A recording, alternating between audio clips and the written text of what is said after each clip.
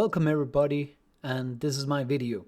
I'm just gonna come right out and say it out of the gate. I'm very worried about Total War Warhammer 40k. As you hopefully see more and more of my videos, it will be no secret that I believe that there's a mainstreamification of Warhammer and that it's removing all of the edges and everything wonderful edgy. Yeah, edgy. What I meant to say is everything that is wonderfully cringe, which has made it so great. And the fact that we have a Total War game about 40k coming up should make me happy. So why isn't it? Well, it's mainly two things. The first thing is that the game is being made by Creative Assembly, the guys behind Total War Warhammer 3, Pharaoh, and Medieval 3. If you think that all these games were great, that's just wonderful. However, I am a huge purist when it comes to stories and games, and I firmly believe in having a high standard for things that I pay money for. I remember a time where Creative Assembly games were complex and full of different mechanics, rather than current format which is streamlined, vanilla, and frankly uninteresting.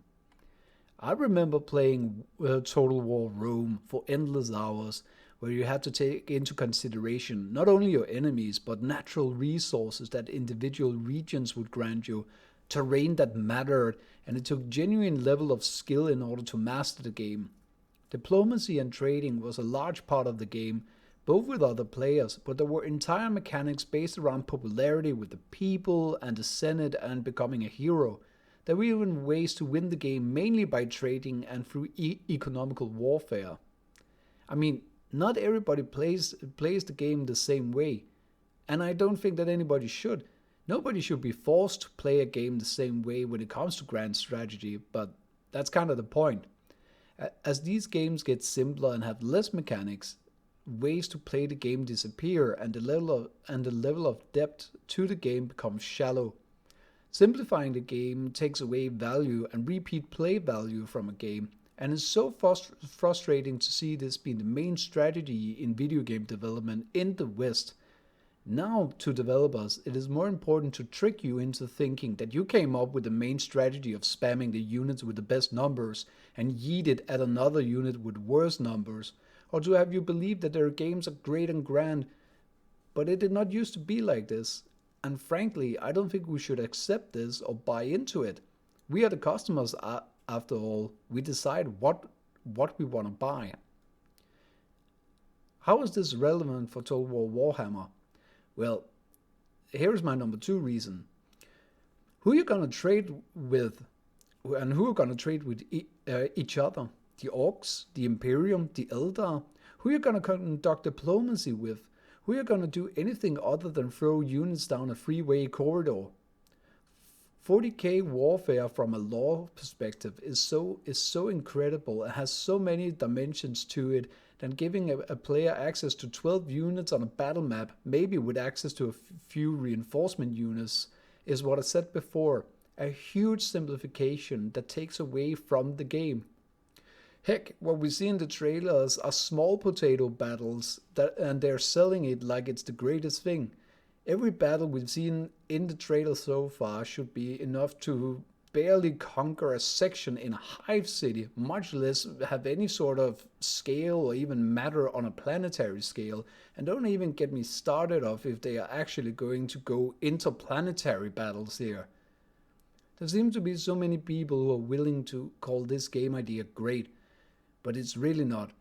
It's like if you've gotten used to being fed nothing but slop for so many years that now a piece of bread seems like a novel concept while we were used to be having roast and cakes. Please stop eating the slop. Please stop praising bread. Demand roach. Bitch loudly when there's no cake. And speaking of cake, how are you gonna express any individuality in this game? There are so many Space Marine chapters with extremely unique ways of doing warfare. Salamanders, Space Wolves, Flesh Terrors, Raven Guard, White Scars. And each Imperial regiment do things differently and look differently depending on their homeworld. Kriegsmen, Steel Legion, Mordian Iron Guard, Valhallan Ice Warriors, and I could keep going. Orcs are the most varied lot of them all because they're all defined by not having a standard of anything other than clans and vague concepts. Goths, Evil Sons, Bad Moon, Snakebites, where are my motor-powered squigs at? And don't even start with the Eldar, the most alien of all. I mean, okay, this is a potential tangent, but we're doing it. The Eldar, the very idea of them going into grand scale war on against anything besides getting a crone sword or defending a maiden world or saving a spirit circuit, the Eldar can tell the future and manipulate events to a degree that we have a hard time of grasping. If you're locked into a pitched fight with an Eldar, it is because they had no other option up to this point.